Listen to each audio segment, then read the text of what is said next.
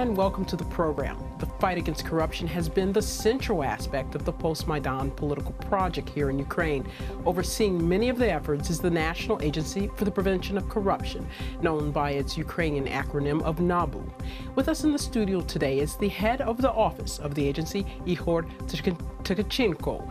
Ihor, thank you so much for coming in today. Thank you. Nice to meet you. So let's talk briefly about one of the most successful things is the e-declaration system. What are some of the most common violations you see when officials are reporting their income?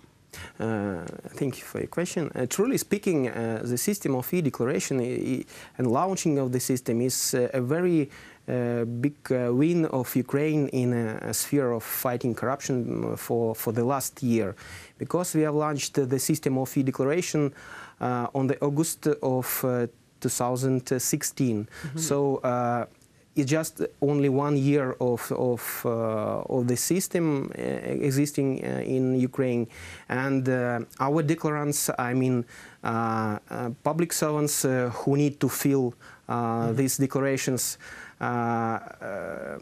faces a very high amount of problems because it's the first time in history when we have such a big amount of declarations and declarants, and secondly, a very big problem with amount of these declarants. We have almost 100,000 people who need to fill these declarations. That is why the problems and violations always has, in particular, technical problems.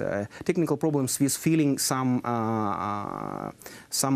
information, with receiving some information from the registers, from the databases of other state agencies and state organs, and to put it into the declarations. So there's kind of a backlog in some cases of what you're saying. Yeah. Some people have difficult filling them out. With emails, with logins, with this electronic key which you need to use to fill the declarations. But if we talk about violations in the sense of what are we seeing with what's being reported? There's been excessive income from a lot of these public officials.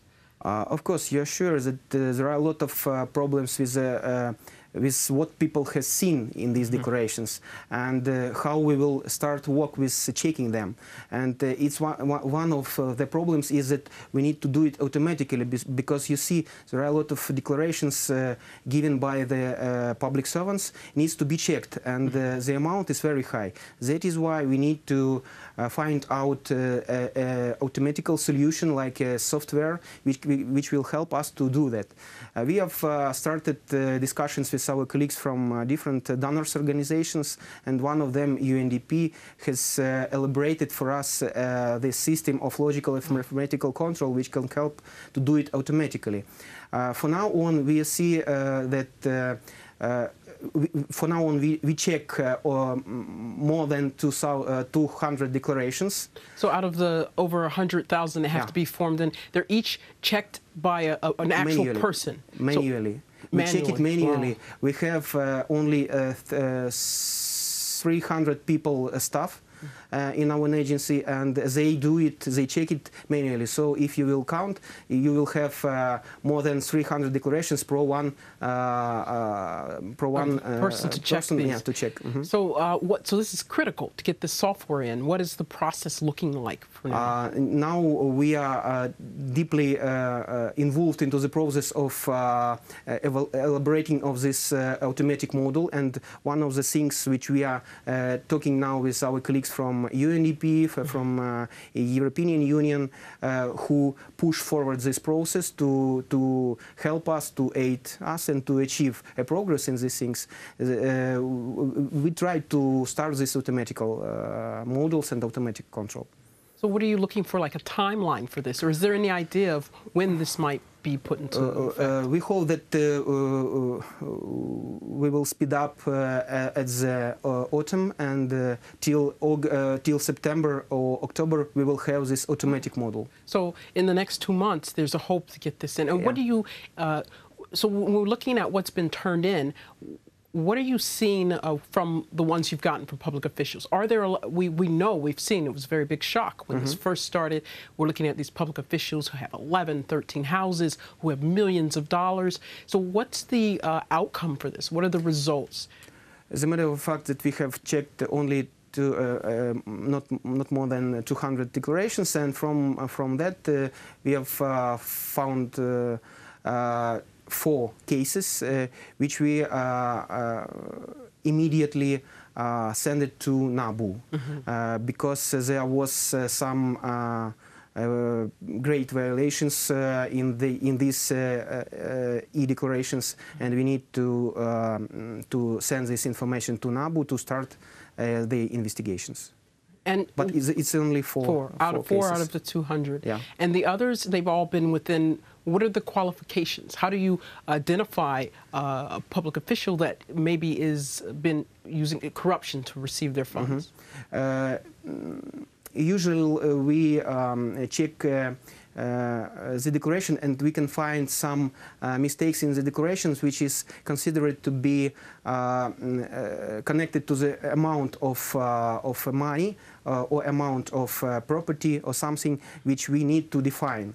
So if you will define, for example, more than $2,000 American dollars of violation, I mean that information was not given on such kind of sum. So we need to send the information to NABU or General Prosecutor Office to start investigation.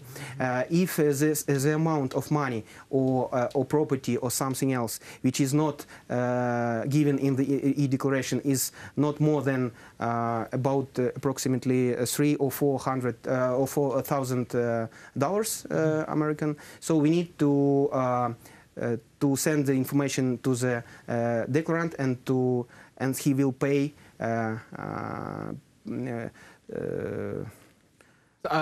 fine or pay fine, yeah. Right. Yeah, right. And what encourages people to accurately and honestly declare their assets? For example, one of the greatest things which works now very good is the pressure of the society, because we have a huge amount of letters from different civil society organizations, experts, whistleblowers, which we find every day in our post office. Wow. And there are almost 2,000 letters per month, which we receive with the information on the declarants which has violated the law or sent some negative or wrong information in their declarations.